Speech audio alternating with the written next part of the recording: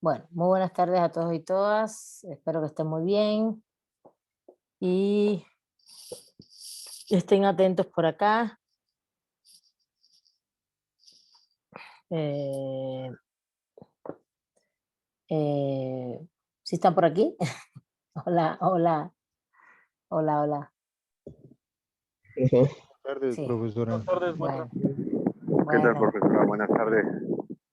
Sí, Apago mi porque, cámara porque ando en la calle. ok, Gracias. ok. Entonces, buenas tardes, Jennifer. Gracias para Soy yo Héctor hablar. González, de la cámara apagada. Sí, sí, ya sé que eres Héctor. Sí, sí, sí sé, Héctor. Muy bien, sí, si de pronto prenden sus cámaras y no les afecta a ustedes el internet en casa, se los voy a agradecer porque de pronto ya son un poquitos, bueno, le hablo a Jacqueline aquí que la ve. Gracias, Jacqueline. Bueno, entonces, vamos a cerrar ya el naturalismo escolástico, el naturalismo, la filosofía cristiana y el naturalismo escolástico. Vamos a ir rápidamente. Les puse a leer textos de Tamayo y Salmorán también, pero vamos a terminar SEA hoy. Rápidamente voy a ver, primero, no quiero antes de yo dar mis opiniones, quisiera que me, si alguien quiere comentar lo que leyó, si lo que leyó de San Agustín, de las dos ciudades, y si alguien quiere comentar de Santo Tomás también, que fue es lo que planteó como esencia de la filosofía cristiana. Levanten la mano, por favor, los que quieran comentar. O tome la palabra, pero bueno, para que no se... si alguien quiere hacerlo, me dice, si no, me dicen para yo rápidamente comentarlo. ¿No? Bueno, entonces, a ver, después que ya vimos todo el tema de la filosofía cristiana y comparada con la filosofía judaica, y vimos también todos los contextos históricos, ¿no? De la caída del Imperio Romano Occidental, la fuerza política hacia el Imperio Romano Oriental, se mueve hacia Constantinopla, lo que es hoy Estambul, que es Turquía, o la entrada hacia el Mar Negro por el mar Mediterráneo. Justamente lo que va a pasar es que todo esto fomenta toda una filosofía que el gran precursor es San Agustín. La filosofía cristiana es una filosofía que supera el concepto de inutilidad de la filosofía. Esa noción de que la filosofía era inútil del capítulo 2 que leyeron de SEA, que era una arrogancia el saber por parte de los judíos, pensaban que o asumían que el saber era arrogante, que esta cosa de la sofía de los griegos era una cosa muy arrogante frente a Dios, que el saber y el conocimiento solo lo tenían Dios. Eh, Justamente después, posteriormente, eh, y que lo que importaba era la sapiencia, según la cultura judía, y la sapiencia era la conducta, ¿no? Entonces, ante este fomento, ante esta idea, que es una idea como un principio fundamental de las ideas de ese horizonte filosófico, lo que va a plantear San Agustín como nuevo horizonte filosófico, hay una crisis cultural, hay una crisis filosófica del mundo grecolatino, y aunque San Agustín está basado por sobre todas las cosas en elementos de la filosofía cristiana, va a generar nuevos elementos, ¿no? O va a plantear algunos otros elementos. Por ejemplo, este elemento de que realmente no es que la filosofía sea inútil. San Agustín fue pagano, al ser pagano, al haber sido pagano, fue esencialmente un autor que conocía el no ser cristiano, por ejemplo, y también qué conocimientos y qué sabidurías tenían los paganos, y lo que hace y conocía también la filosofía griega hasta cierto punto, ¿no? Lo que pudo conocer, conocía bastante, bueno, lo que más se conocía en ese momento era el Tratado de Lógica de Aristóteles. Y, y entonces conocía la filosofía griega, la había estudiado y dice, bueno, no es que la filosofía sea inútil. Él dice, para mí es insuficiente, nos hace falta más cosas, nos hacen falta más cosas para realmente llegar al conocimiento. y llegar al conocimiento para llegar a Dios. Entonces, no podía ser que tú pudieras llegar por ti mismo, diría toda la filosofía cristiana, que es una arrogancia, pero él decía, no, no puede ser, es verdad que tú no puedes conocer a Dios, solo Dios se conoce a sí mismo, es incognoscible, pero lo que sí es un hecho es que, como quiera que sea, eh, hay un conocimiento que emana de la razón que también nos aporta Dios, que, que hay que tener en cuenta y que no es tan inútil. Lo que pasa es que es secundario a la fe. Y ahí está ¿se acuerdan que vimos que el primer dogma era, el dogma de o el primer principio de los griegos era ver para comprender? Y ahora aquí se genera, en la filosofía judaica, el principio era creer para comprender. Y aquí dicen, bueno, el tema es que realmente la razón es importante, no es tan relevante como los griegos piensan, es secundaria la fe a ese creer, ¿no? Para comprender, pero es un instrumento para acercarse a Dios. La razón es un instrumento para acercarse a Dios. Eh, Incluso en materia de trascendencia, habla mucho en la temporalidad, esto es importante en la filosofía, el tema de las temporalidades, le interesa mucho el presente, ¿no? El pasado ya fue, el futuro no ha sido y el presente es lo relevante. Em, que no está disuelto, ¿no? El estar aquí, el estar con Dios, tu actuación cotidiana, etc. También todo esto lo construye San Agustín bajo un determinado contexto, que es cuando realmente hay una invasión germana de Alarico en el 410 a Roma. Y San Agustín lo que pretende con estos fundamentos es, escribe la ciudad de Dios, escribe la ciudad de Dios, y la ciudad de Dios no es otra cosa que separar la ciudad utópica, mística, perfecta, del amor, que es su fundamento esencial. El mundo debe funcionar basado en el amor al prójimo, en el amor a Dios, en el amor a los iguales, a todos.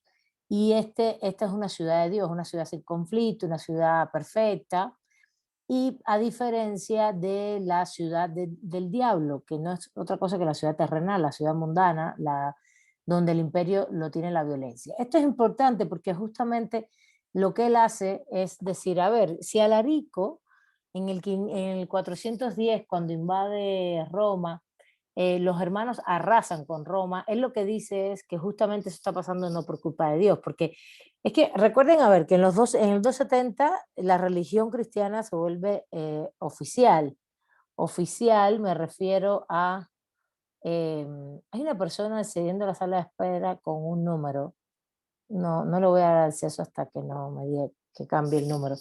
Entonces, en el 270 la hacerse oficial la religión cristiana como religión oficial del imperio, el hecho que en el 410 invadan los hermanos y arrasen con Roma, implica para ellos justamente que esto es culpa de Dios. Y lo que quiere hacer San Agustín es decir, esto no es culpa de Dios. Ustedes han fomentado la violencia siendo imperiales, es decir, el imperio romano conquistó, yo les puse el mapa, ¿no? Todo el norte de Europa, el Medio Oriente, el norte de África, el sur de Europa y el norte de África. Luego entonces esto es producto de ustedes mismos, de lo que ustedes han construido. ¿Está bien? Entonces, realmente lo que ustedes son es una ciudad diabólica, ¿no? Terrenal, mundana, donde lo que ha imperado es la violencia. Entonces, ustedes reciben lo mismo que han hecho. Eso es lo que dice San Agustín.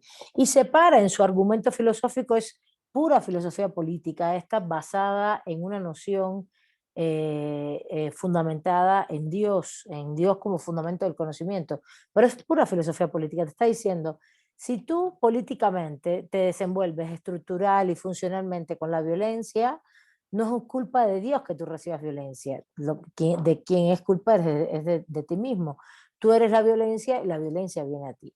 Entonces, de que realmente lo que sí existe una ciudad de Dios, que es esa ciudad perfecta, construida en el amor al prójimo, en el amor a Dios, y que no, y que hay que separar los dos tipos de ciudad. Cuando está hablando de ciudad, es ese concepto político de forma de vida que viene desde la antigüedad. cuando hablamos de civitas, estamos hablando de la polis, estamos hablando de ese espacio donde se reproduce la vida y se reproduce toda la economía, la política, todo. ¿Sí se entiende eso? Eso es fundamental porque no es un tema de civitas por civitas, es como hablar del Estado. ¿Sí se entiende? Es como hablar del Estado hoy. ¿Está bien? ¿Sí? Entonces, aunque ustedes no lo crean, están leyendo esto, pero es pura filosofía política. ¿Está bien? Bueno, entonces, ¿cuál es el otro elemento muy importante? Es la ciudad del Dios, es la del bien, es la de la segunda venida de Jesús, la ciudad del amor, de la no violencia, el imperio de Dios. La ciudad del mal es la terrenal, lo mundano, el pecado. Y aquí hay todo un debate filosófico, y esto es muy interesante porque también está muy basado en el derecho, sobre realmente que es toda una serie de elementos que él trabaja, que son la libertad, por ejemplo, qué es la libertad y cómo de la libertad se pasa a la justicia, lo que es justo, pasando por valores como lo bueno y lo malo. Ese es el otro punto importante. Tienen que leérselo todo, todo va a ir a examen, pero esto es muy interesante porque justamente lo que va a decir es que todos los hombres y mujeres somos libres, ¿no? ¿Libres de qué? De pecar. Fíjense, no somos libres de andar. El concepto de libertad en materia de derecho cambia completamente. Hoy la libertad es el poder hacer, la capacidad de hacer, el poder elegir. Fíjate que la libertad hoy se mide por capacidad, ¿no? De poder tú elegir hacer cosas. Realmente no es un tema de capacidad cognitiva, de conocimiento, sino que tú tienes la capacidad de poder tomar decisiones políticas, de poder elegir la vida económica que tú quieres, de poder elegir la vida política también que quieres, el lugar donde quieres vivir, la forma en que quieres vivir, etcétera, etcétera. Para eso es el fundamento de la libertad, esa capacidad de hacer y que no te la restrinjan, ¿no? Que nadie te restringe esa libertad o que la restricción está en que no afecte la libertad de los otros. ¿Se entiende eso? ¿Están conmigo? ¿Vienen, están aquí o no? Chicos, chicas, Sí, profesora. gracias. Bueno, Lo Sí, escuchamos. profesora. Bueno, entonces esa es la libertad de hoy. ¿Cuál es la libertad en aquel momento? La libertad de pecar, justamente, la libertad de pecar. Por favor, la persona que entró con un número, ¿me puede decir quién eres? Ahora que conecte su audio. Bueno, en lo que la persona nos dice, si no, la que se conectó con el número, ¿me puedes decir quién eres, por favor? Bueno, entonces entonces esa es la libertad en aquel momento, es la libertad de pecar. ¿Me puedes decir quién eres? ¿Sí o no? Ah, ¿quién eres? esta es su imagen. Josefina. Josefina, ¿por qué ahora tienes un número ahí rarísimo?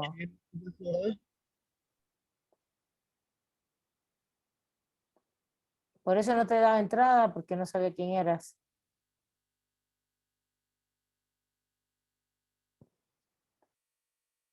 Bueno, entonces, no, pero ya te vi.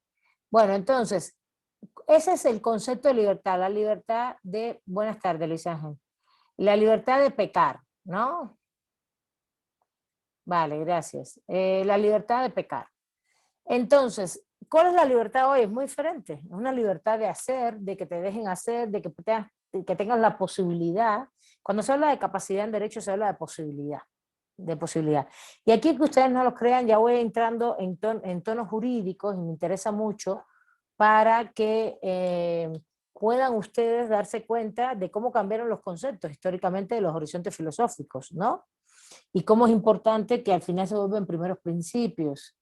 Exacto. Ahora voy. Muy bien, Alex, lo que estás planteando de que el pecar trae condena, trae muerte. Pero fíjate, él habla de la libertad, de que todos tenemos libertad de pecar. Claro, tú puedes pecar o no, estoy de acuerdo contigo.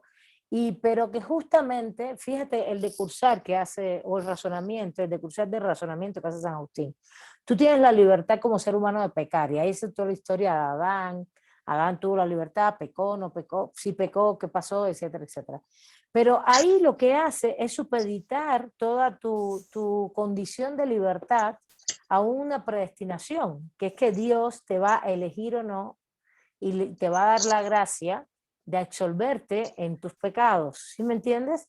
Y ahí es donde está el punto. Es un punto interesante porque si bien tú tienes la libertad de pecar y incluso ponen la razón en un segundo momento después de la fe, etcétera, hoy han llegado más de la mitad tarde, pero bueno, no importa, está bien, qué bueno que vienen, no hay problema. Pero todavía estoy aceptando algunos y algunas. Entonces, lo interesante es que justamente cuando tú pecas y tomas esa decisión, solo Dios te puede salvar. Entonces, Él te elige, hay una predestinación ahí. Y en esa elección tú no tienes forma alguna, ni con tus méritos, no existe la meritocracia. Fíjense qué interesante, hoy por hoy la meritocracia es un valor fundamental del capitalismo, por ejemplo, y de la sociedad moderna actual. Tú haces tal cosa por tus méritos. Por ejemplo, esta universidad, si algo le interesa es no fomentar eso. La UACM dice, la meritocracia no me interesa que los alumnos y las alumnas tengan la capacidad, es decir, la posibilidad de obtener una beca, es por sorteo, de entrar a la universidad es por sorteo y por lista de espera, de obtener conocimientos y certificarlos, no evaluarlos, no. Entonces hay todo un modelo que tiene que ver con de que vayan a sus propios ritmos porque tienen determinados contextos, para que entiendan también, por ejemplo, qué quiere decir con posibilidad en materia de capacidades. Nosotros, fíjense, la capacidad vista en derecho, eso tiene mucho que ver con la igualdad y la no discriminación. Está ubicada las libertades y está ubicada en función de los derechos humanos, es que tengas la posibilidad de hacerlo. Claro, tú no puedes tener posibilidad, tú no me puedes decir que porque la UNAM está abierta tú tienes la posibilidad de ir a la UNAM, a la Nacional, cuando hay un examen que es meritocrático, cuando no tienes acceso a todos los documentos, a toda la formación previa. Entonces, la posibilidad real te la doy si no te hago examen meritocrático, si no te hago un sorteo. Se los estoy poniendo incluso para que lo vean en la vida práctica. No estamos hablando de San Agustín allá, pero para que empecemos a dialogar un poco lo jurídico. Y justamente lo interesante aquí es que para que vean la diferencia de horizontes filosóficos, el horizonte filosófico moderno tiene que ver con la realización de los seres humanos, ¿no? La realización de todos y todas nosotros, nuestra realización plena. El horizonte en aquel mundo, en el mundo filocristiano, de la filosofía cristiana, en el mundo agustiniano específicamente de Hipona, justo en el siglo ya cuarto, ¿no? Quinto, ¿no? 0, 100, 200, 300, 400. En el quinto, en el siglo quinto después de nuestra era, que es cuando él vive, finales del cuarto, principios del quinto, él dice, tú tienes la libertad de qué, de pecar o no, pero la predestinación, el final de ese camino, estamos hablando de las esencias del ser humano, el final de ese camino no va a ser meritocrático, no es porque tú hagas mérito, no porque te portes bien, no porque hagas determinadas cosas, sino justamente va a estar predestinado. Solo Dios elige a quién perdona y a quién no en ese pecado. Es decir, en ese camino se refiere a que el camino, si pecas, va a ser un camino, como bien dijo Alex, de crueldad, ¿cómo dijiste, Alex? Que me pareció muy bien, de condena, de muerte, incluso de condena después de la muerte también, ¿no? De condena después de la muerte, de no absolución, como una valoración de lo malo, vamos a decirlo así, en sentido de valores, ¿no? Valorar que estás en el mal camino, en el lugar de la culpabilidad, en el lugar en el lugar de la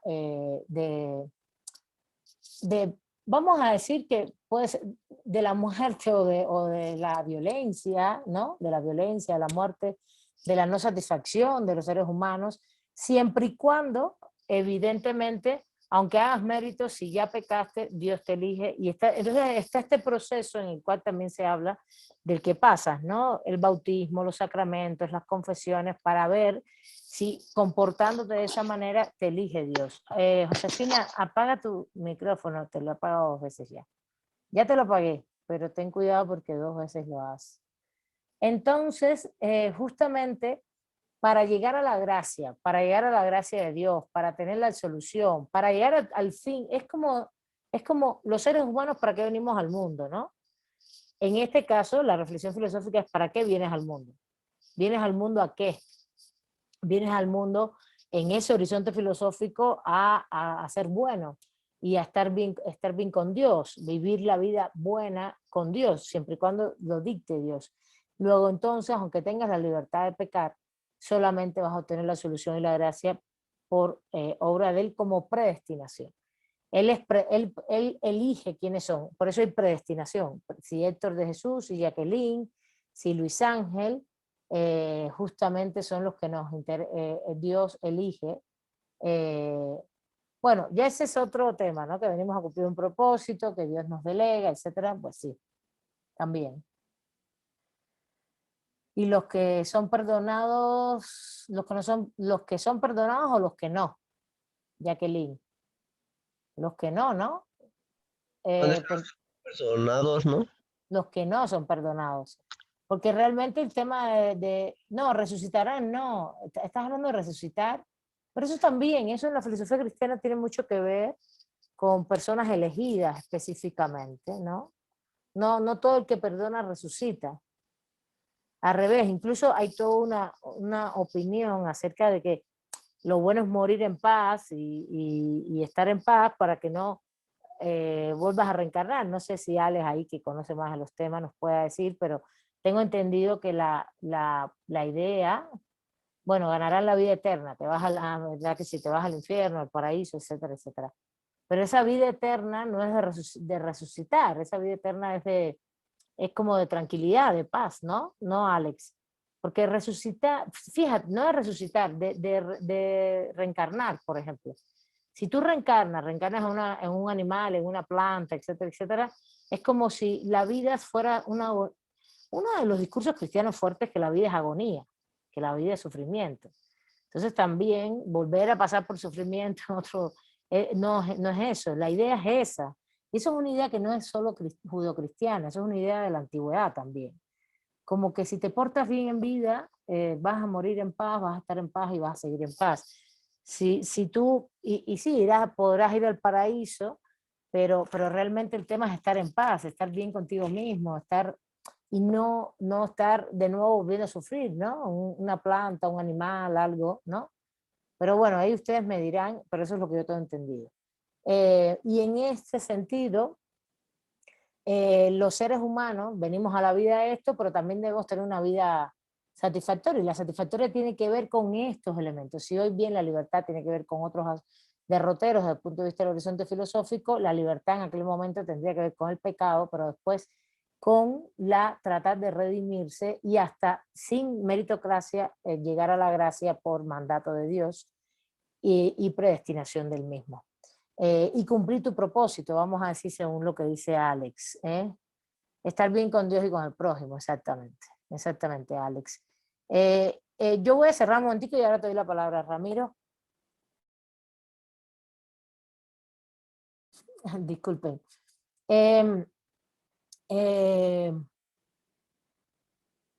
Hay un punto muy interesante. A ver, Ramiro, si es sobre esto,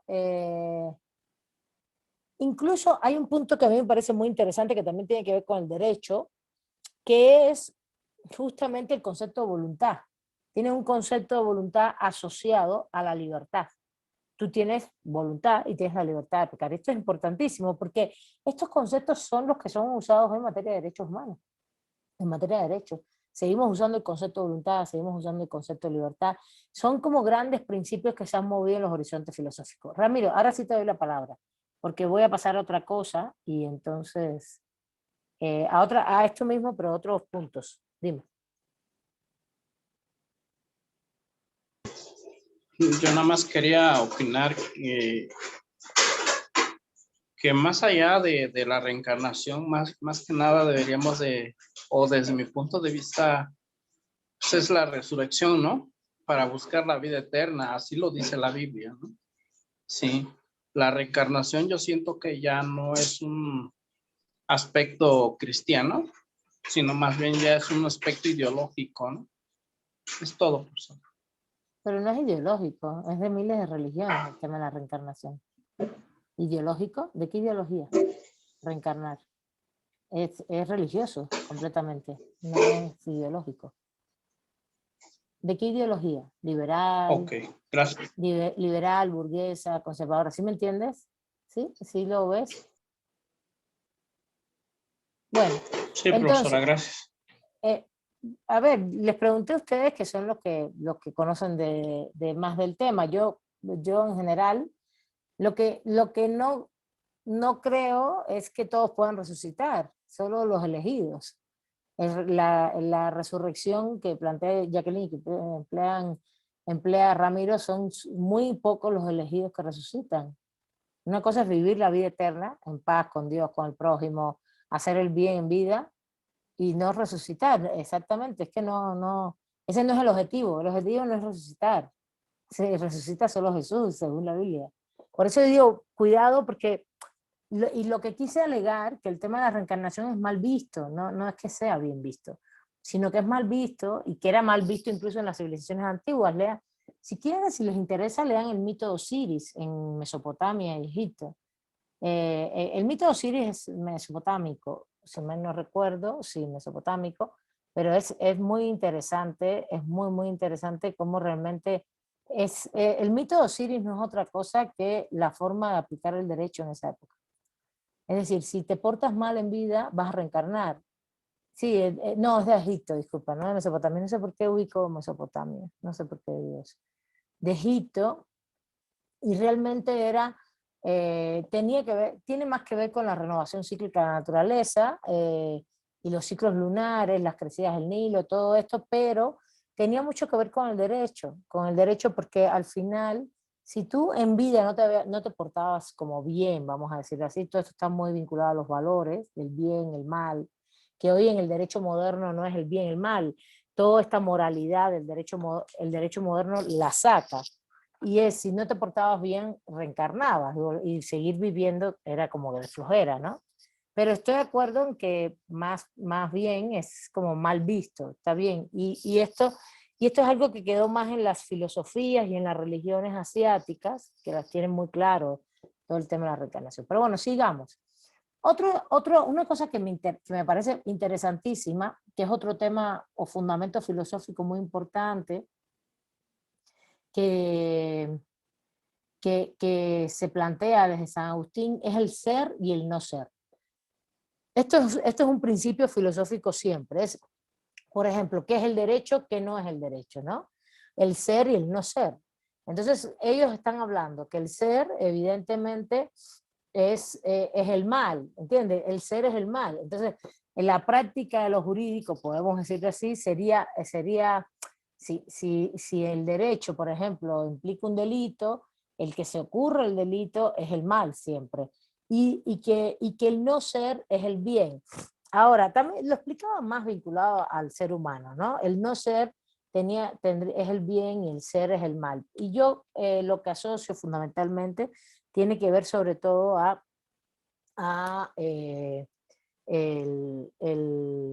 que el ser es lo mundano, ¿no? Es lo mundano, es lo terrenal, es ese mundo lleno de violencia. Fíjense, unos 1000 años después va a estar escribiendo, 1000 años después, sí, Thomas Hobbes, el Leviatán.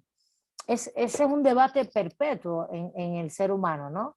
¿Por qué somos violentos? ¿Por qué hacemos el mal? ¿Por qué hay injusticia? ¿No? De ahí pasamos al derecho a la injusticia. ¿O por qué somos violentos? ¿Por qué no vivimos bien todos los seres humanos, en paz, en armonía? Son los valores de lo jurídico, son los valores de lo jurídico. Y justamente esta asociación del ser, de lo mundano, vinculado a la ciudad del diablo, que es a la ciudad mundana, a la ciudad terrenal, está vinculado a la violencia. Y el no ser a la ciudad de Dios, a la ciudad donde impera Dios, la armonía, la paz, etc. También la otra categoría que se usa es la de justicia, que es lo justo, justamente lo mismo que acabamos de decir. Lo justo es Bueno, yo soy, Alex, de la opinión justamente de que el ser humano no nace malo ni bueno. Esa opinión, por ejemplo, esa filosofía también, Nietzsche, ¿no? El ser humano nace malo. No, yo en eso no creo para nada. Justamente lo que creo es que hay una serie de condiciones sociales, económicas, políticas, materiales que propician incluso algunas condiciones genéticas. La otra se llama epigenética, que es todo lo cultural, lo que se construye después de que naces, todo lo cultural, social, que te va generando un ambiente en el cual tú tienes determinados valores. Y justamente en el caso de la filosofía cristiana, el tema es que no lo deja en tus condiciones sociales, Alex, te lo deja a mandato de Dios, Dios es el que decide, ¿entiendes?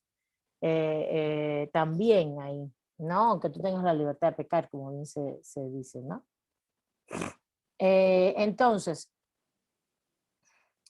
y aquí viene lo justo y lo injusto, ¿no? ¿Qué es lo justo? Justamente la justicia, ¿dónde está? La justicia y la injusticia estaría vinculado evidentemente a este mismo ser, no ser, a este mismo ámbito de una ciudad de Dios y una ciudad del mal. A ver si me falta algo más.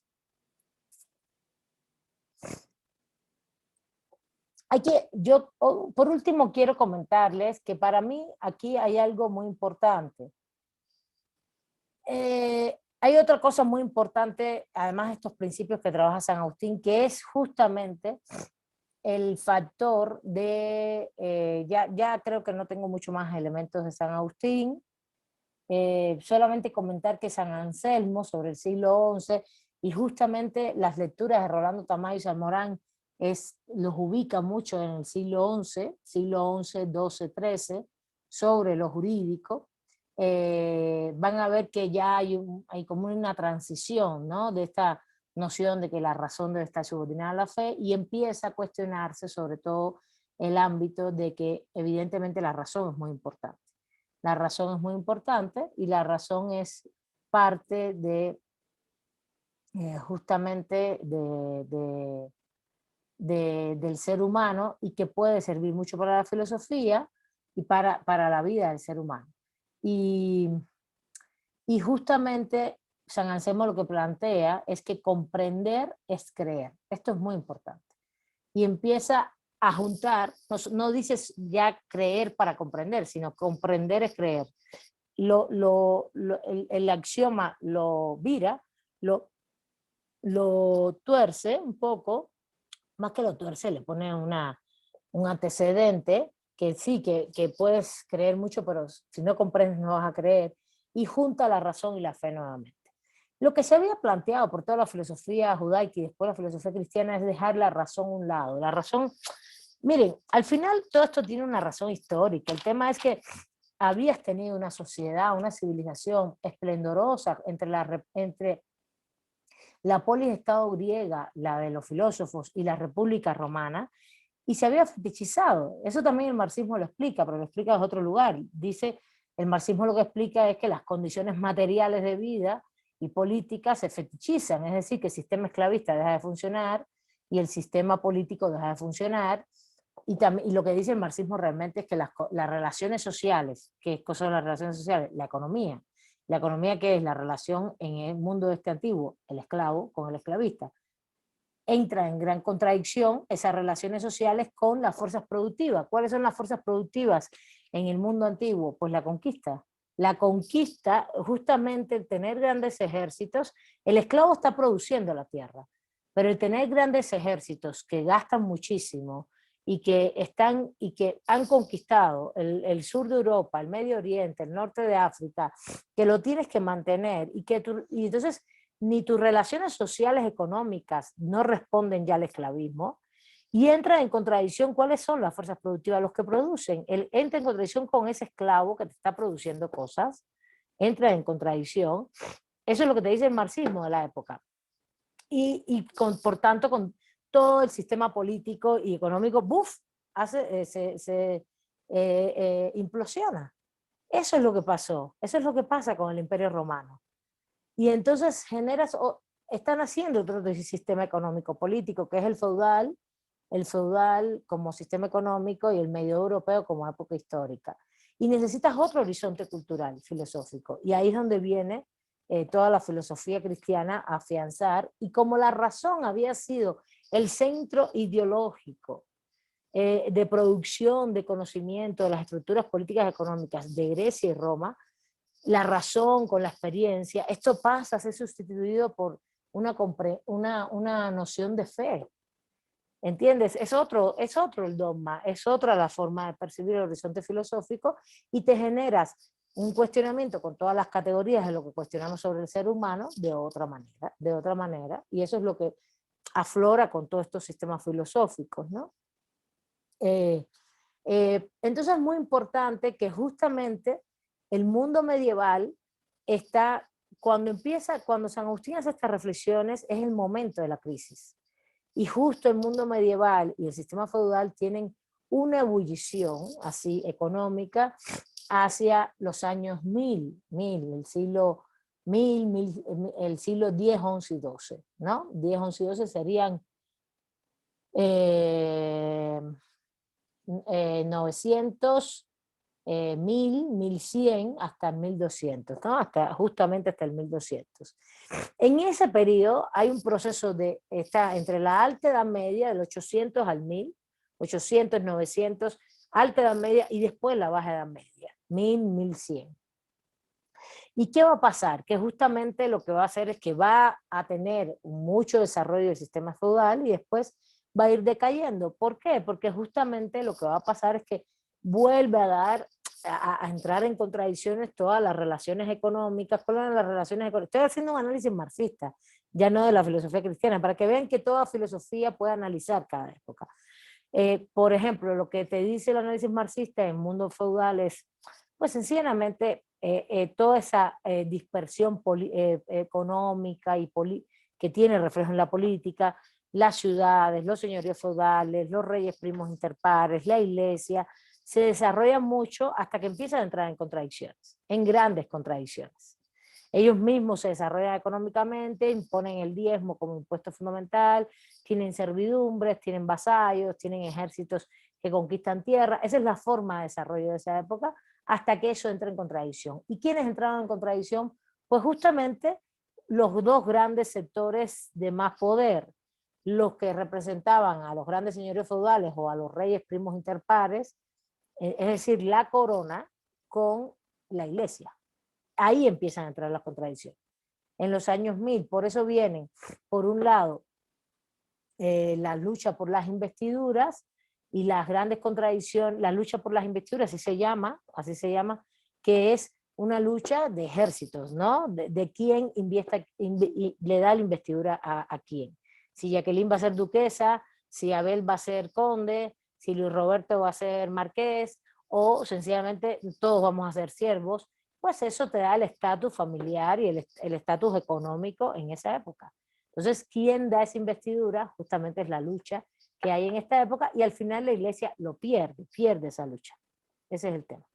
La institución, acuérdense que una cosa es la religión y otra cosa es la institución. Les estoy poniendo el contexto histórico para que se den cuenta lo que va a pasar, lo que va pasando. Bueno, entonces en ese contexto histórico, en el siglo XI, sería el año 1000 aproximadamente, San Anselmo empieza en otro proceso de horizonte cultural, de moverse los horizontes culturales sobre todo, o de entrar en determinada crisis, estos pensamientos agustinianos, más bien, yo diría más bien que va cambiando el contexto, volviendo a los pensadores y dejando el análisis marxista. Lo que va a pasar es que justamente San Anselmo plantea, bueno, realmente lo importante del geek es comprender, que comprender es creer, que uno tiene que comprender, y por tanto la razón es muy importante, y la fe, hay que unirlas, no la podemos separar ni desdeñar a la razón, porque el mundo antiguo ya ha dicho en su momento que ella fuera lo fundamental, y han dejado la fe en Dios, y como ese mundo antiguo al final terminó en la violencia, que los marxistas dirían, bueno, no terminó en la violencia, terminó en que se acabó el sistema económico político, por su propia implosión, por sus propias causas.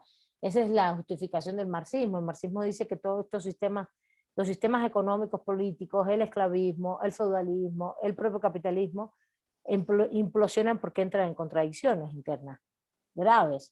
Y eso fue lo que pasó con el esclavismo en ese mundo Grecia-Roma y con el feudalismo en este mundo que estamos trabajando. Entonces, ellos lo que hacen en un momento en donde empieza de nuevo la crisis del sistema feudal, sería 1100, esos 200 años son ya lo que se llama la Baja Edad Media, y empieza a haber una crisis del sistema feudal como sistema económico-político. El gran enfrentamiento es entre grandes actores políticos que son los señores feudales, los grandes señores feudales como reyes, primos, interpares, frente a la iglesia cristiana como institución, y entonces eso también incide en el conocimiento. ¿Y qué pasa en el conocimiento? Que bueno, vamos a empezar a pensar que la razón y la fe tienen que ir juntos, que la razón nos ayuda a comprender y también a creer, evidentemente. Entonces comprender es creer, es el axioma de San Anselmo. Y de ahí vamos pasando a Santo Tomás. ¿Y Santo Tomás qué es lo que está planteando justamente? Santo Tomás ha planteado que lo que hace Santo Tomás es recuperar toda esta filosofía cristiana y poner en la mesa la filosofía griega junto a la filosofía cristiana y hacer una unidad, unirlas. Voy a dar otro elemento histórico importante en este momento. Por ejemplo, empiezan las cruzadas.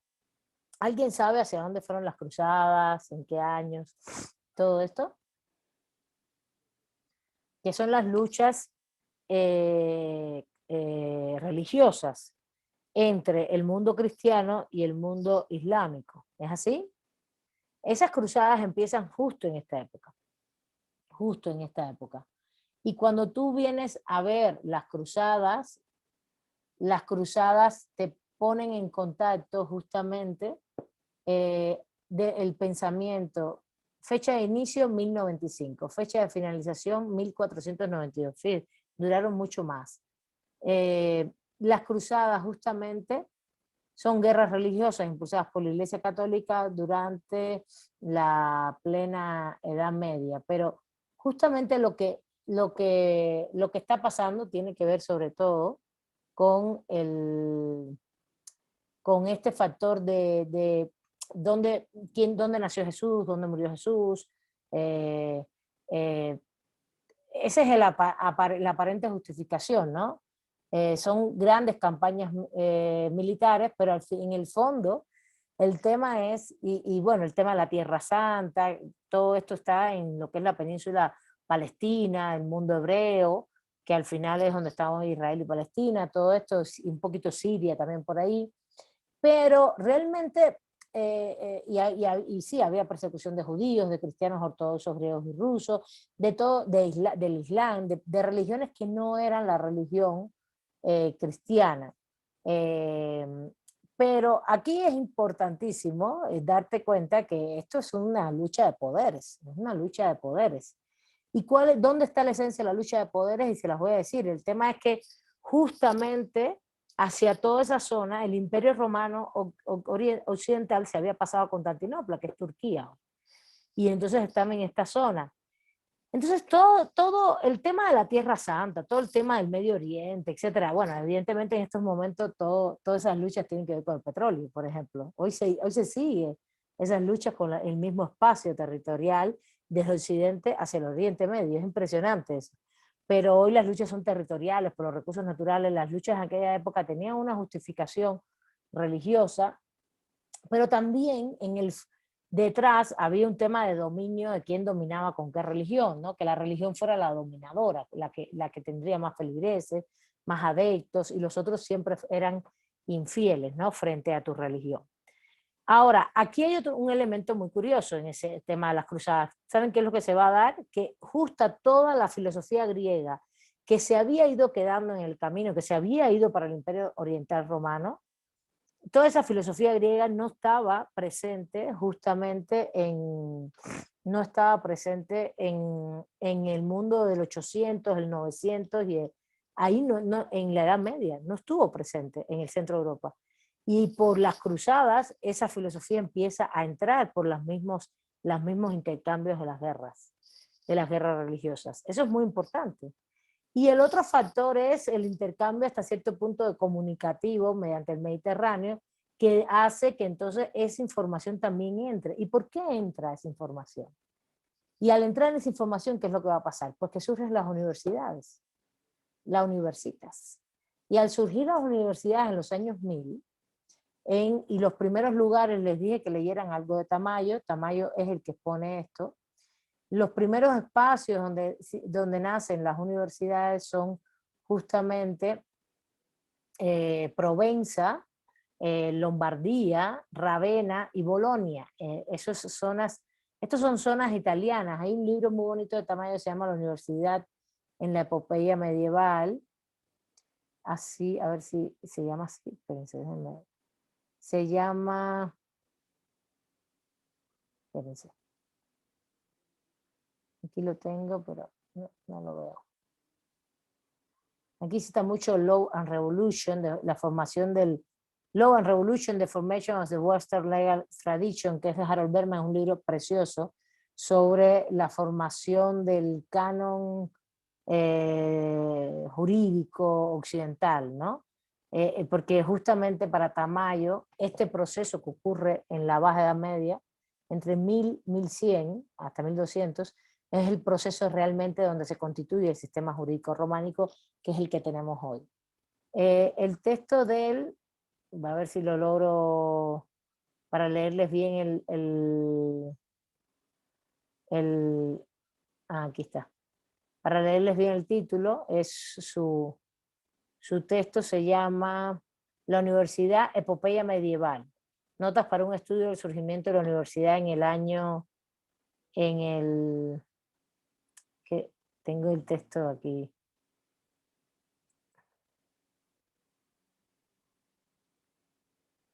Bueno, y ahí pueden encontrar un análisis de cómo surgen todas las universidades, qué fue lo que fue ocurriendo, etcétera, etcétera. Justamente lo que destaca Tamayo es que el siglo XI, estamos hablando del 1000, justamente tiene un escenario de renacimiento para el derecho, para lo jurídico, y que surgen las universidades, pero también, además de surgir las universidades, a finales del siglo XI hay una serie de hechos que acomodan Europa, que es lo que estoy hablando. Las cruzadas, el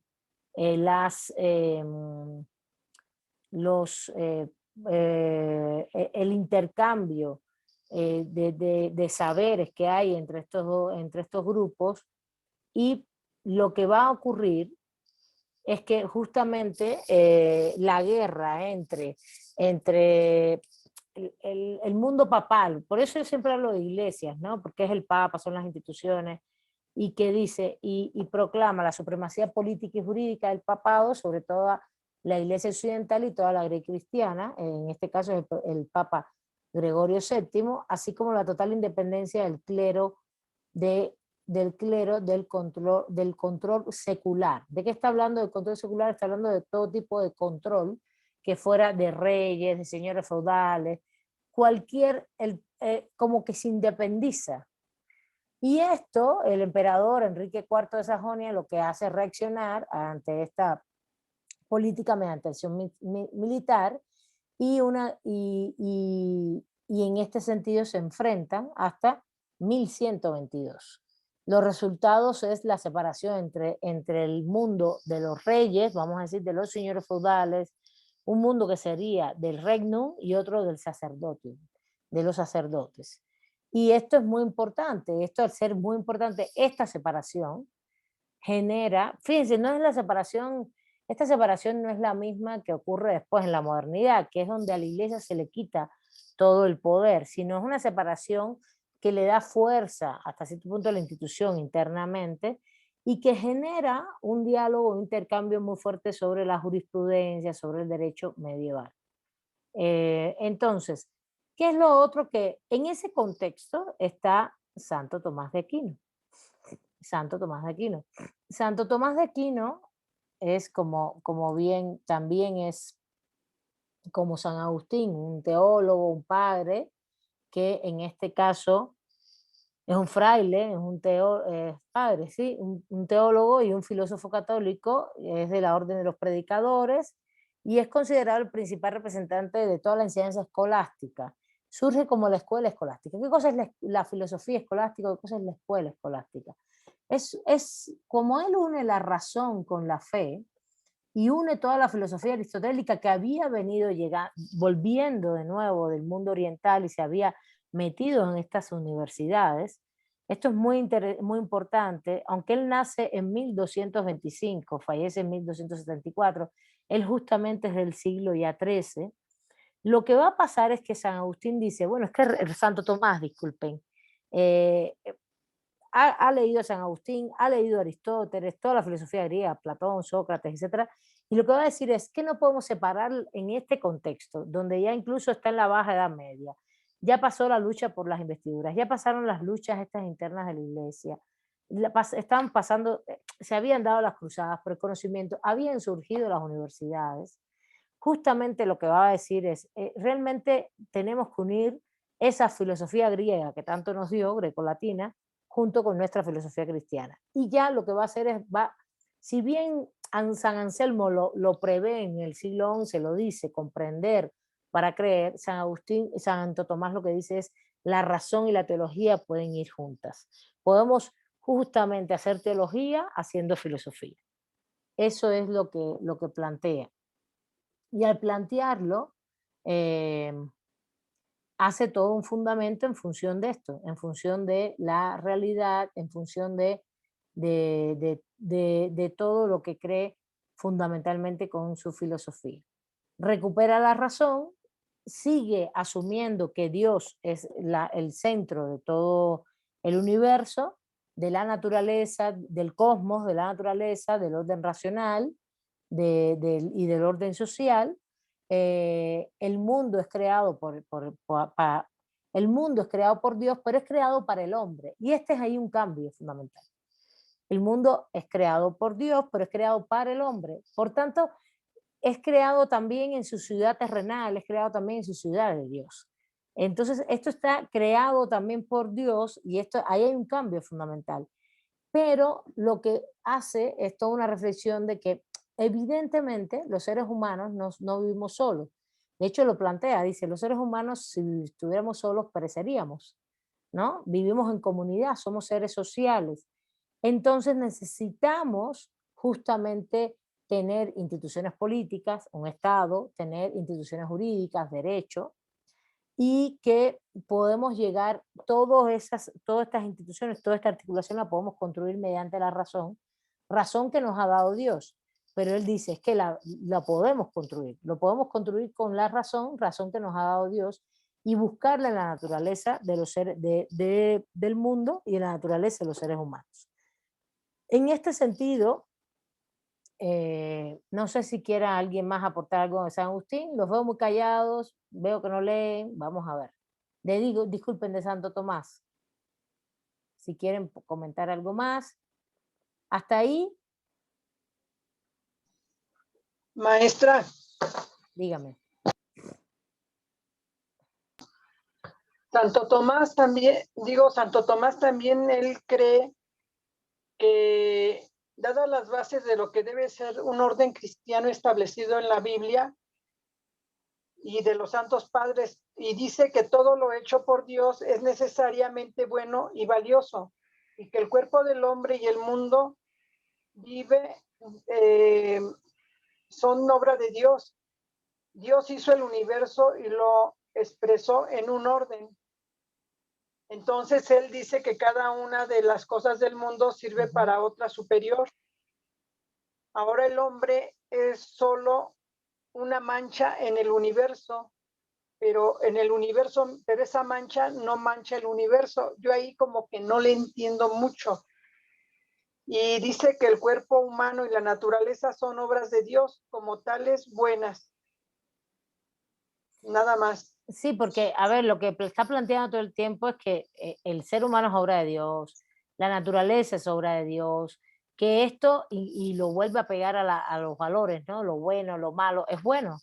Ahora, la actuación del ser humano es la que puede ser una mancha, ¿no? La actuación después del ser humano es una mancha, pero es una mancha solamente en un universo mucho más amplio, donde todo lo demás es bueno. Entonces, ahí lo que él dice es que más bien nosotros mediante la razón podemos descubrir perfectamente esas leyes, ese orden que Dios ha puesto desde lo divino hacia la naturaleza y ponerlas en lo racional social, porque tenemos que vivir en comunidad.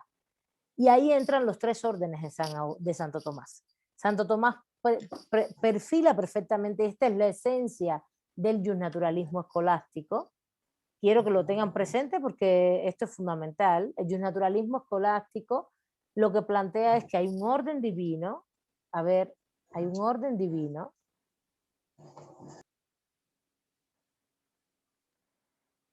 hay un orden natural y hay un orden positivo social. ¿Está bien? Entonces, ¿cuál es el orden divino? El creado por Dios, el que no podemos conocer nosotros, solo lo conoce Dios. Estoy hablando de un orden que tiene que ver con lo jurídico también, lo político, lo jurídico, la forma del mundo, y que es perfecto. Este orden divino es perfecto y se refleja esa perfección en la naturaleza. La naturaleza, dice, es perfecta, incluso se equilibra por sí misma. Eso es lo que él plantea. Y luego entonces nosotros mediante la razón debemos descubrir el orden racional social, debemos descubrirlo mediante la razón, claro, teniendo fe en Dios. Nosotros no podemos conocer el orden divino, debemos descubrirlo desde la naturaleza. El fundamento es de Dios, pero debemos descubrirlo en la naturaleza. Y eso nos hace construir las buenas leyes, el buen Estado o la buena política, y que bueno, que sí puede haber manchas, claro, en la conducta de los seres humanos, pero dice, pero tenemos la posibilidad, la razón, la racionalidad que nos ha dado Dios para construir esto. Y eso es lo que él defiende, y lo que está haciendo lo que está haciendo es uniendo la filosofía griega con la filosofía cristiana y dándole un fundamento incluso al derecho de universalidad. Porque si tienes un orden divino que es universal, un orden natural que es universal, justamente el orden jurídico, racional, social también va a ser universal. A ver, Diana pidió la palabra primero. Diana, adelante. Buenas tardes. Pues me pareció que lo que planteaba Josefina, creo que no entendía el porqué decía que todo era uno mismo, ¿no? Que Dios estaba en todo, algo así planteó. Creo, según yo, tiene causa en que San Agustín estudiaba a Plotino, ¿no? Estamos hablando de Santo Tomás. Estamos hablando de Santo Tomás. Diana. Ok. Pero bueno, sí, Santo Tomás estudiaba a Platón. Se basan en la doctrina de Platino, ¿no? La cristiana es como neoplatónica. ¿De qué hablas? Ajá, es neoplatónico. ¿Cómo? Es que no entiendo quién es Platino. Estás hablando de Platón. Platino es un neoplatónico, es como de los primeros cristianos. No entendí. No entendí, no sabía. ¿No? No, pensé que estabas hablando del mundo de los platónicos, neoplatónicos. Estamos hablando de los filósofos, ok. No sé de quién específicamente estás hablando. Ok, bueno, es que la filosofía cristiana, según yo, bueno, según mis clases de filosofía, pues se basa en todo esto de la escolástica y retoma a Plotino, que es como de los primeros cristianos, medio filósofo cristiano, que pues es neoplatónico, retoma todo lo de Platón. Entonces, bueno, el punto al que yo quería llegar es que esta doctrina dice que retoma como que todo eso, ¿no? Que el principio de las cosas, todo el principio de las cosas está contenido en uno mismo y que el ser humano está construido por la materia, pero aún así está unido a Dios y a todo, ¿no? Estás hablando, el filósofo se llama Plotino, no Platino. Plotino es un filósofo griego del siglo III, 205 al 270, en la zona de Italia, Y sí es fundador de una escuela de neoplatonismo, platónica, idealista, ¿no? Idealista, y que se educó en Alejandría, pues ahí es donde estaba todo el conocimiento, y nació en Egipto. Estás hablando de Plotino, ok. Y, bueno, digo para aclararlo, porque, pero era helenístico él, completamente filosofía griega, ¿no? Él, Diana.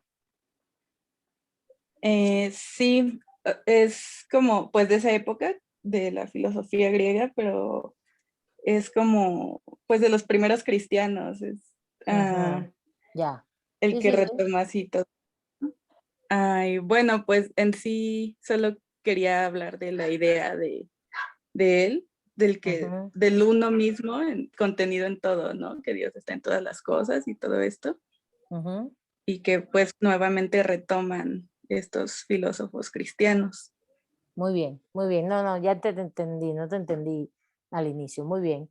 Sí, sí, de hecho sí, exactamente, es el fundamento incluso de todo de toda la filosofía cristiana por un lado, y después la escolástica sigue teniendo ese fundamento, no más que le da más peso a la razón, como que une la filosofía no griega con la cristiana, porque San Agustín sí la separó completamente, sí separa completamente la filosofía, quiere hacer una filosofía nueva, no que no tenga fundamento ni helenístico, por tanto le quita el peso a la razón, ¿sí se entiende? Eso es una diferencia importante que quiero que entiendan, y que está muy claro en el texto de Leopoldo Sea, ¿no? A ver, Ramiro, adelante, que habías pedido la palabra. Sí, gracias, profesora. Entonces, yo quiero entender que Santo Tomás de Aquino, pues a través del cristianismo, hizo una filosofía donde podría decir él que a través de ellas pues, se podrían conocer pues grandes verdades, ¿no? Pero lo que yo no entiendo el concepto es cuando utiliza el concepto universal, se refiere a la totalidad de todo el conocimiento o se refiere al mundo cristiano del universo. A las dos, a los dos. Cuando hablamos de universalidad, fíjate que él habla de un orden divino universal, un orden divino que es universal. Está hablando del conocimiento de Dios como creador de todas las cosas, principio y fin. ¿Está bien? Y en ese orden nos da un orden, Dios nos da un orden natural. La naturaleza está en las cosas. ¿Qué cosa es la naturaleza? Los animales, las plantas, vamos a decir lo que conocemos en ese mundo, estamos hablando de 1200, Santo Tomás en el mundo terrenal, ¿no? En lo que se llamó el mundo terrenal. Pero ese orden, esa naturaleza tiene un orden también. Incluso, por ejemplo, Santo Tomás, disculpa, llega a decir que el hombre se subordina a Dios, pero Dios ha creado todo ese universo para el hombre. Porque fíjense, ahí es donde él une la razón con la fe. Y él dice, fíjense si es así, que el hombre con la razón puede crear, ¿no? Sus instituciones, yo lo traduzco más al derecho, ¿no? Las instituciones políticas y jurídicas, pero y se puede crear todas las cosas y las puede subordinar a él. ¿Qué son las cosas? Los animales y las plantas. El hombre se subordina a Dios, pero a la vez, por un tema de jerarquía, de prioridad, de que nosotros tenemos la razón, la racionalidad, los animales y las plantas se subordinan al hombre y el hombre las usa en su beneficio. Y eso es una creación de Dios para el hombre, dice. Entonces, esto es muy interesante porque ahí es donde tú ves cómo se da toda la cuestión jerárquica de Dios, naturaleza, ser humano, ¿no? Pero la naturaleza no es que esté por encima del ser humano, el hombre es parte de la naturaleza y es el que puede dar puede descubrir el orden en esa naturaleza de lo político, lo jurídico, y subordina a él toda la naturaleza en sí, que es creada por Dios. Esto es muy importante, porque aquí ya hay una completa interacción entre la razón y la fe, que es lo que nos interesa para la clase. ¿Sí se entiende? Y cuando hablamos de universalidad, hablamos de que son principios de funcionamiento universal para ellos de todo el mundo. ¿Está bien? No sé si tienen otra duda, quieren comentar algo. Sí, profesora, gracias. Ok. Cuando hablamos de universalidad es para todos y todas, ¿eh? Pero en este caso, todo y todo, toda la totalidad es más omnipresente. Está hablando del universo, de Dios, etcétera, ¿no? ¿Está bien? Bueno, entonces, también habla del tema de los castigos, ¿no? De los castigos, del cristiano sabe que solo el amor de Dios puede perdonarlo, pero él nada puede hacer para borrar tal mancha. Está hablando de los castigos, de los pecados, ahí, Josefina. El hombre como pecador es una mancha en la creación que la justicia no puede perdonar, solo el amor. Lo que está hablando de la mancha es el pecador, eso es lo que está diciendo, es el pecado. Sigue en ese fundamento, ¿no? Y el fundamento siempre es el amor, pero siempre está la gracia, la predestinación vinculada a Dios. Ahora, también es importante que, por ejemplo, Santo Tomás habla de que los animales y las plantas deben estar subordinados a los seres humanos, pero también que debemos amarlas, y ahí se une mucho San Francisco de Asís, es otro de sus planteamientos, porque es parte de la obra divina. Y también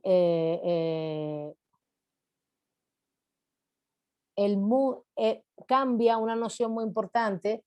¿Se acuerdan que San Agustín, al hablar de la ciudad terrenal, del mundo, era una ciudad, era del diablo, ¿no? El mundo era el diablo, lo terrenal, porque había violencia.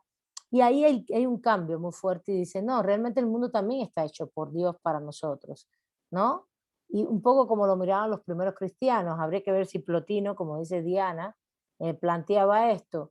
Y ahí mete más, y me imagino que sí, porque justo habla de las teorías platónicas acá, de Platón, y dice, Platón el cuerpo humano, que desde Platón había sido considerado como una cárcel del alma, es rehabilitado.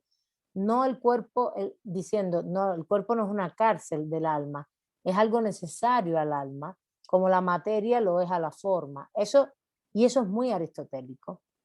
Si Platón dice, el cuerpo es la cárcel del alma, porque para Platón lo más importante epistémicamente desde el conocimiento son las ideas para el ser humano. Aristóteles no, Aristóteles habla de una cierta materialidad y dice, el cuerpo no es la cárcel del alma. No lo dice Aristóteles, lo dice toda la tendencia que es más empírica, de experiencia del mundo griego. Es necesario el cuerpo para el alma y como lo es la materia para la forma, ¿no? La materia de una estatua, mármol, para su forma, ¿no? Para ser una mujer, o la materia que es, de qué está hecho el agua, que es hidrógeno, 2 moléculas de hidrógeno y una de oxígeno, en su forma líquida, cómo es para su forma, ¿no? Si es líquida. Esto es importantísimo porque ahí está mezclando ya toda la filosofía helénica y está dejando el idealismo un poco a un lado y poniendo la razón con todos los elementos ideales y de experiencia. Santo Tomás. A Santo Tomás es un Aristóteles, retoma toda esa filosofía griega, sobre todo Sócrates, Platón, Aristóteles.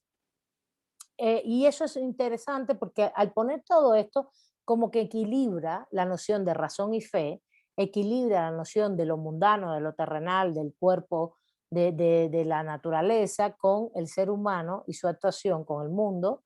Y entonces lo que hace es generar un equilibrio en toda su teoría y por eso se plantea que Santo Tomás es como el paradigma de la escolástica, ¿no? De ese conocimiento. La escolástica no es otra cosa que todo el conocimiento que surgió en ese momento, entre 1100, 1200, un conocimiento que lo que hizo fue unir todos los conocimientos conocidos, en este caso la filosofía helenística, la grecolatina, con la filosofía cristiana y darle un equilibrio, otorgarle un equilibrio. Y por eso les dije ya hace un rato que hay 3 órdenes, el orden divino, el orden natural y el orden racional social.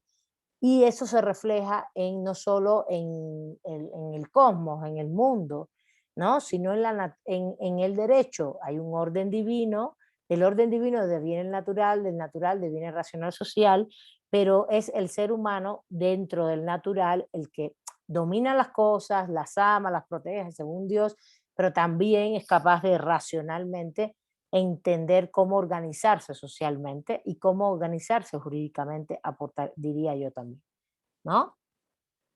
Y que lo más importante es mantener ese orden.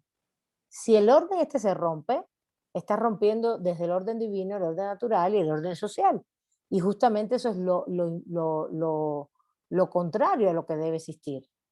¿Entienden? Y entonces, si bien, y estás rompiendo todos los órdenes, entonces eso sería lo malo, porque fíjense, vuelvo y repito, todo tipo de pensamiento naturalista, escolástico, cristiano, está vinculado a los valores, a lo bueno y lo malo en función de sus principios. Entonces, lo bueno es mantener los tres, tener claro que hay esos tres órdenes, que el divino no lo puedes conocer, pero que desde el natural y puedes construir racional social. ¿Y quién lo va a construir? El ser humano, mediante la razón que te da Dios. Ahora, el otro punto es, si tú rompes ese orden, el orden racional social, que el ser humano lo rompe porque es pecador, etcétera, etcétera, eso es malo, no solo para el orden, para la convivencia, sino también para Dios. Entonces, hasta ahí yo creo que es lo fundamental. No sé si quieran comentar algo más, no sé si entendiste la duda que tenía, Josefina. Sí, maestra, muchas gracias. Sí, profesora. Entonces yo quiero entender Dime. que Santo Tomás de Aquino, su filosofía, pues fue así como el parteaguas entre, digamos que lo terrenal y lo material, consensualizó, negoció esa parte a través de su filosofía.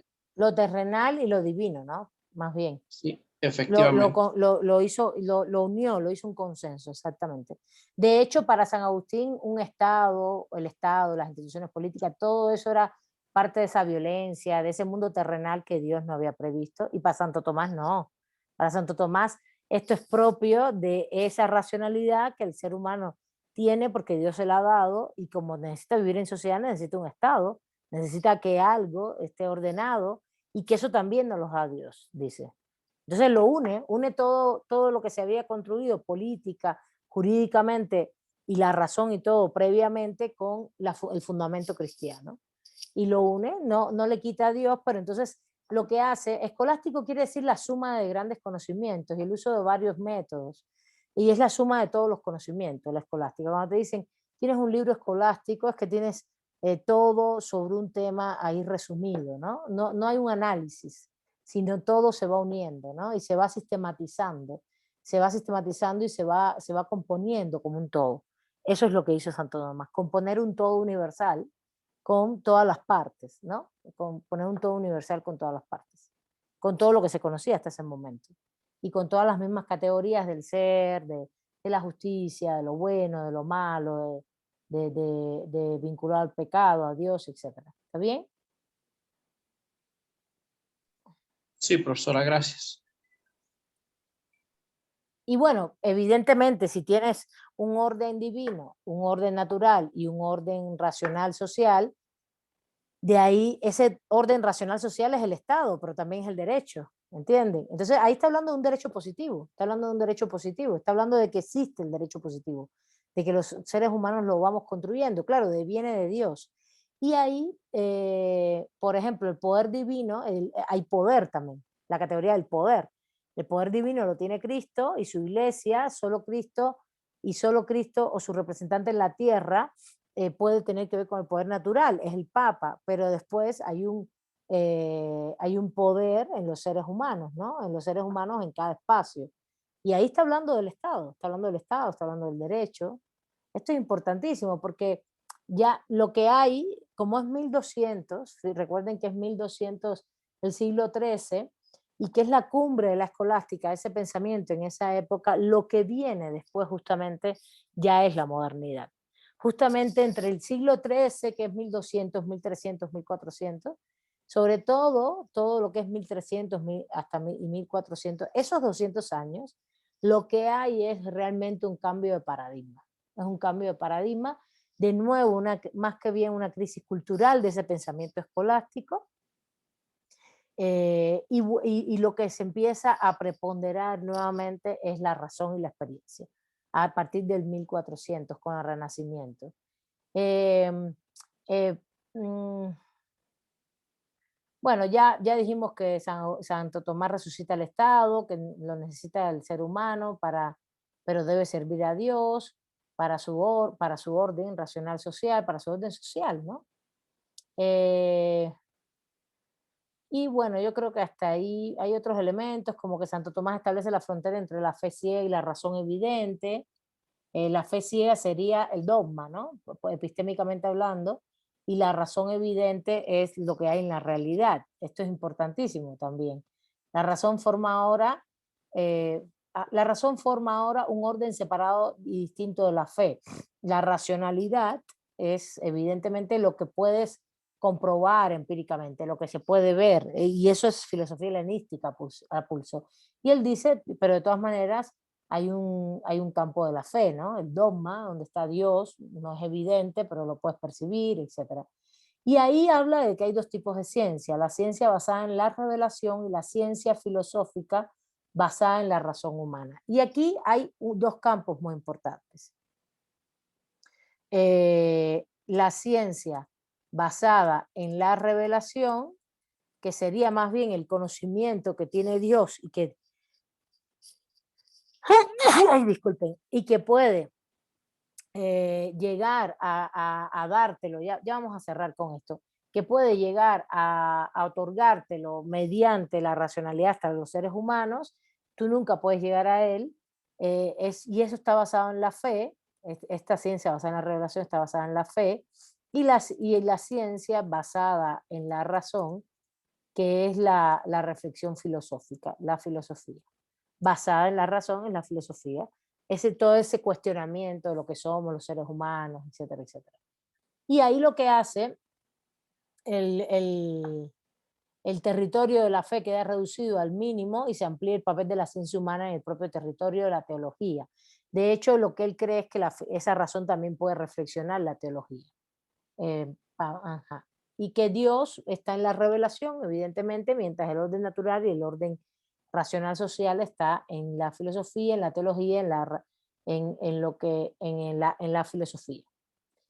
Bueno, yo creo que hasta ahí tenemos los elementos fundamentales y cerramos este punto. La próxima clase, para que pasen lista todos ya, gracias. En la próxima clase, ya terminó la clase, vamos a abordar justamente el comportamiento del derecho en esta época. Entre los años finales de los 1000, 1100, 1200, todo el tema de las universidades y cómo vieron el derecho, qué fue lo que pasó con el derecho, filosóficamente hablando. Porque todo esto que hemos hablado hasta ahora es el funcionamiento, el fundamento filosófico de las dos épocas, de cerca de 1200 años, ¿no? Entre en el año 0 y 1200. Entonces, ¿cuáles fueron los horizontes filosóficos que había? El helenístico, el judeocristiano, el judaico, después la filosofía cristiana y la filosofía escolástica. Pero esto incide en el derecho, claro que incide mucho. Entonces vamos a ver justamente el momento de 1000 a 1200, que es el momento clave para empezar a construir la ciencia jurídica, el conocimiento de lo jurídico. Es un momento clave y justo lo que tenemos hoy del derecho, incluso romano, viene de ese momento histórico. Entonces es importante porque ahí hay un horizonte filosófico jurídico, que es el justnaturalismo escolástico, basado en todo lo que hemos dicho hasta ahora. Y el miércoles vamos a ver, tienen que leerlo todo, voy a verlo todo en la clase, porque ya me tengo que apurar un poco más para lo que viene, porque tenemos que terminar ya la semana que viene la otra parte del justnaturalismo, que sería ya la modernidad, con Bartolomé Las Casas, etcétera. Ya las lecturas están subidas, es la lectura de Rolando Tamayo y Salmorán. Ya están subidas en la página, ¿vale? Es un texto que se llama, el libro se llama, aquí lo tengo, espérense. El libro se llama, pues ahí dice Rolando Tamayo y Salmorán, a ver, se llama Los publicistas medievales. Es que no me deja ver ahora. No se mueve el texto, yo creo que se trabó. Se trabó el texto. No puedo ver la portada. pero es de Rolando Tamayo Morán, el filósofo mexicano, ya se los había dicho. Ahí están los 3, 4 capítulos que tienen que leer. Hay que leer, voy a verlos completamente el miércoles. Y cerramos toda esta parte inicial, que es muy importante porque al final es la base de un conocimiento filosófico. Y quiero decirles algo más, pero bueno, ya hoy no da tiempo. Recuérdenmelo, sobre la verticalidad del conocimiento, de la construcción del conocimiento, la relación de verticalidad que existe entre la construcción del conocimiento vinculado a Dios y los seres humanos. Bueno, hasta ahí. Les mando un abrazo, les agradezco que hayan estado por acá esperando y muchas gracias. Son unas páginas, disculpe, son unas páginas en especial las que tenemos que leer del libro, es el que dice ahí Tamayo y está Zamora. todo detallado, ahí está todo detallado. Gracias.